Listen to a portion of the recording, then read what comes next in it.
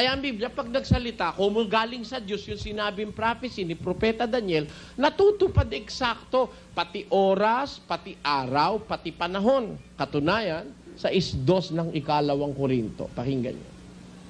Sapagkat sinasabi niya, sa panahong ukol, kita'y pinakinggan, at sa araw ng pagliligtas, kita'y sinaklolohan.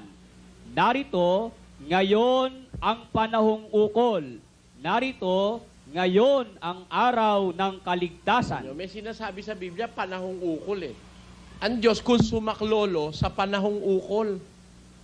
Alam niyo naman yung panahon, binubuo yan ng maraming mga partisyon eh. Di ba? Ang panahon, maaaring panahon ng tag-araw, mga 4 na buwan o 5. Yun naman buwan, binubuo ng mga linggo. Yung linggo, binubuo ng mga araw. Yung araw, binubuo ng mga oras. Yung oras, binubuo ng mga sandali. At yung mga sandali, binubuo ng mga kisap mata.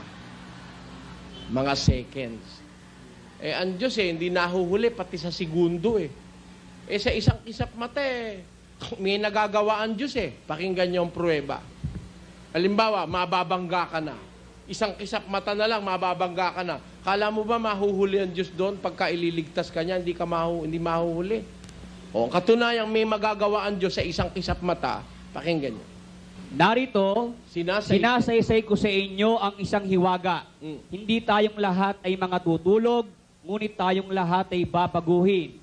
Sa isang sandali, sa isang kisap mata, sa huling pagtunog ng pakakak, sapagkat tutunog ang pakakak at ang mga patay ay mga bubuhay na mag-uli na walang kasiraan at tayo'y babaguhin. Tingnan ninyo yung pagbabangon ng mga patay, yung tinatawag na resurrection, at yung pagbabago, yung transformation of the believers, mangyayari yon sa isang kisap mata.